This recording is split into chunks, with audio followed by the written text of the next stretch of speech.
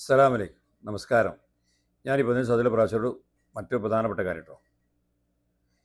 Saudi അറേബ്യയിൽ ഞാനടക്കം ഒരുപാട് പേരുണ്ട് വാഹനം ഓടിക്കുന്നവർ. പലതരത്തിലുള്ള വാഹനം, സ്വന്തമായിട്ടുള്ള വാഹനമുള്ളവരുണ്ട്, കമ്പനീൻ്റെ വാഹനം ഓടിക്കുന്നവരൊക്കെ ഉണ്ട്. നമ്മളൊക്കെ ശ്രദ്ധിക്കേണ്ട മറ്റൊരു കാര്യമുണ്ട്.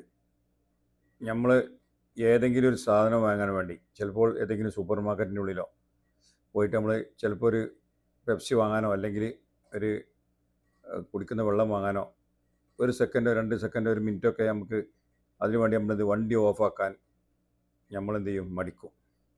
ഇത് വണ്ടി അതിൻ്റെ മുമ്പിൽ നിർത്തിയിട്ട് നമ്മളെന്ത് ചെയ്യും, കടയുള്ളിൽ എന്തെങ്കിലും സാധനം വാങ്ങാൻ കയറും. കാരണം 1 മിനിറ്റ് 2 സെക്കൻഡൊക്കെ അല്ലേ എന്ന് വിചാരിച്ചിട്ട്. അത് വളരെ ഒരു ആപത്തിലേക്കാണ് പോയി ചാടുന്നത്. കാരണം ഇത് നോക്കി നിൽക്കുന്ന ഒരുപാട് കള്ളന്മാരുണ്ട്.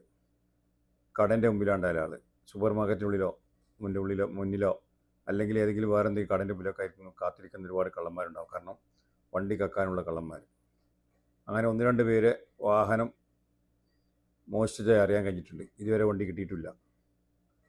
അങ്ങനെ ആയിക്കഴിഞ്ഞാൽ പോലീസ് വന്നു കഴിഞ്ഞാൽ നിങ്ങൾ കംപ്ലയിൻറ്റ് ചെയ്താൽ, നിങ്ങൾ കംപ്ലയിൻറ്റ് ചെയ്യേണ്ടത് നിങ്ങൾ ഏത് ഭാഗത്തു നിന്നാണ് നിങ്ങളെ വണ്ടി കളവ് പോയെന്ന് വെച്ചാൽ ആ ഭാഗത്തുള്ള പോലീസ് സ്റ്റേഷനിലാണ് പരാതി കൊടുക്കേണ്ടത്. ആ പോലീസ് സ്റ്റേഷനിൽ പരാതി കൊടുത്തു കഴിഞ്ഞാൽ നിങ്ങളിത് തെറ്റാണെങ്കിൽ, നിങ്ങൾ വണ്ടി സ്റ്റാർട്ടിങ്ങിലിട്ട് കടയിൽ സാധനം വാങ്ങാൻ പോയിട്ട് നിങ്ങളെ വണ്ടി അടിച്ചു കൊണ്ടുപോയതാണെങ്കിൽ നിങ്ങളെ പേരിൽ കേസ് പിന്നെ ഫൈൻ ഉണ്ടാവും.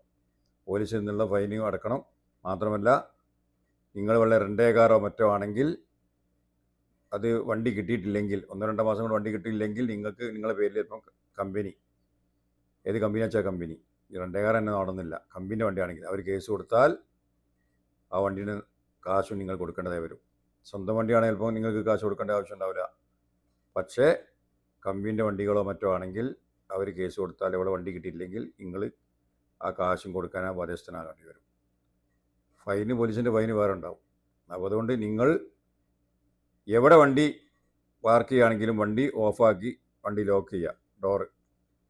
എന്നിട്ട് സാധനം വാങ്ങാൻ പോവുക. വണ്ടി സ്റ്റാർട്ടിങ്ങിലിട്ട് നിങ്ങൾ സാധനം വാങ്ങാൻ വേണ്ടി കടയിലോ മറ്റോ പോകരുത്. പ്രത്യേകം ഓർപ്പിക്കുകയാണ്, മറക്കണ്ട. സംശയം വിളിക്കാം. അസ്സലാമു അലൈക്കും.